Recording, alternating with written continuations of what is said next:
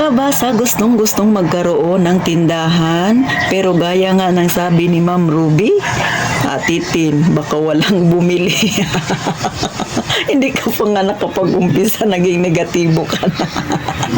Mga kasari, yan ang topic natin ngayon. Pero syempre, bago simulan ni Titintin, makikisuyo ko sa inyo. Palambing naman, pindutin nyo ng subscribe button na yan at tayo nang magchismisan na. Itong topic na ito ay para sa mga nanonood kay Titintin na wala pang tindahan pero gustong-gusto talaga nilang magkaroon sila ng tindahan kahit daw sideline man lang habang wala masyadong ginagawa sa kanilang bahay. Wala namang problema sa puhunan, may puhunan siya. Walang problema sa lokasyon dahil yung bahay niya ay tabing kalsada. Ang iniisip niya lang, kagaya nga kay Ma'am Ruby, baka daw walang bumili. Lalo na kung sa tingin mo tabi-tabi na kayo halos dyan na tindahan. Malaking problema nga yan. Pero sisi ha, ito, pakinggan mo si Ate Tintin. Kung gustong-gusto mo talagang magkaroon ng tindahan, yan talaga yung pangarap mo matagal na. Sumigi ka. Total naman sa tingin ko ay handa ang puso mo. Kapag may problemang darating ay kaya mong lampasan yan. Yun nga lang, iniisip mo baka walang bumili. Hindi ka pa nga nagsisimula, naging negatibo ka na. Dapat positibo lang. At eto pa, pangalawang payo na Titintin, syempre, pag may puhunan ka, huwag mo munang ilalahat ibili ng paninda. Mag-umpisa ka sa maliit lang, ha? Halimbawa, ang pera mo nasa 20,000. Huwag mo munang iuubos, sisi. Sabihin natin, mag-umpisa ka ng 10,000 muna ang gawin mong pangpuhunan. Bumili ka ng pakunti-kunti na mga paninda. Huwag mo munang ilalahat. Bakit? Para kung sakali na sa tingin mo ay parang hindi ko yata kaya ituloy ang pagtitindahan, abay, mababawi mo ang iyong puhunan. Kaagad-agad. Sabihin natin mga 2 o 3 buwan mo tataningan ang sarili mo na tatagal ka sa pagtitindahan. Sa tingin ko, kung ang puhunan mo ay 10,000 sa loob ng 3 buwan, o kaya 2 buwan, ay mababawi mo na yan, ha? May mga sobra pa yan. Pero sa tingin ko, hindi mo yan magagawa, lalo na kapag marami ka ng customer, marami nang bumibili sa'yo. Kasi mag-e-enjoy ka na, sisi. Kasi si Ate Tintin, ganyan din ang nangyari. Nung nagtindahan ako, hindi ko inisip na tatagal ako.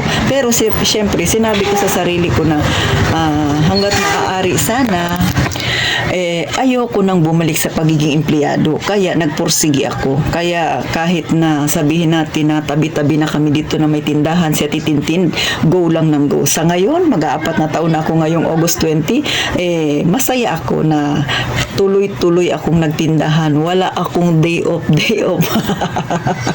Hindi ko pa naranasang magsara ng tindahan ng isang araw. Siguro nagsasara man ako mga kalahating araw, 3 oras, 2 oras kasi namimili ako. So yun ang pinaka-day off ko. At kahit may sakit ako, sisi, sabihin ko sa'yo, nakabukas pa rin ang tindahan ni Ate Tintin. Bakit? Kasi nanghihinayang ako sa magiging benta ko. Baka nga sa'yo mangyari yan. Kaya wag mo isipin na baka walang magbili sa akin, Ate Tintin. Meron yan.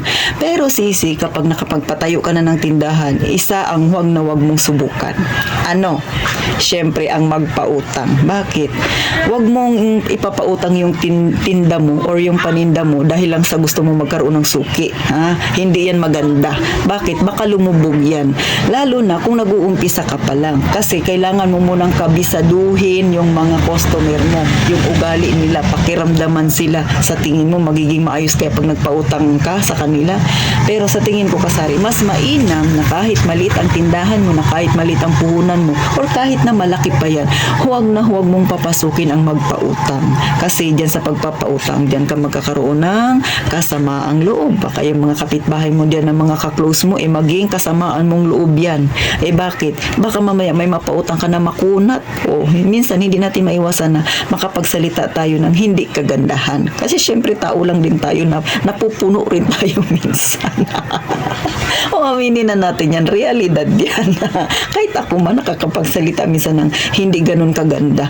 Kahit na iniiwas-iwasan ko na. Pero syempre, hindi mo mapiplease lahat ng mga tao. Kaya, para sa akin, kapag nag-uumpisa ka ng tindahan, huwag kang magpapautang. Yan ang tips ni Ate Tintin. At syempre, kung bagong-bago ka pa lang sa ganitong larangan, hindi mo pa nakasanayan ng pagtitinda, sabi ko nga sa inyo, mag-umpisa ka sa maliit lang na halaga. isipin mo para ka lang nagbabahay-bahayan. Isipin mo, kumbaga, bumili ka lang ng pangkonsumo mo sa iyong bahay. O, di ba? Maganda yun. At pagka tumagal yan, mga kasari, ang nakakatuwa, kapag habang tumatagal, nagkakaroon ka ng maraming suki, nag-e-enjoy ka, baka nga magtuloy-tuloy ka pa sa pagtitindahan.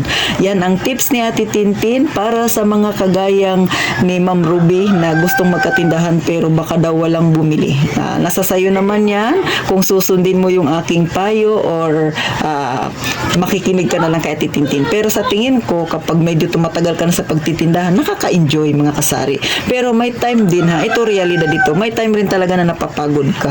Parang yung naboburn out ka kasi nga laging apat na sulok ng tindahan mo yung nakikita mo, plus dagdag pa yan minsan yung mga customer mong pasaway. Kaya nga sa mga mag-uumpisa pa lang ng tindahan, huwag nyo talagang subukan ang magpautang kasi yan ang number 1 na nakakapasakit ng ulo ng mga tindera na kagaya ko, ng mga kagaya dyan ng mga subscriber na Tintin ng mga may tindahan.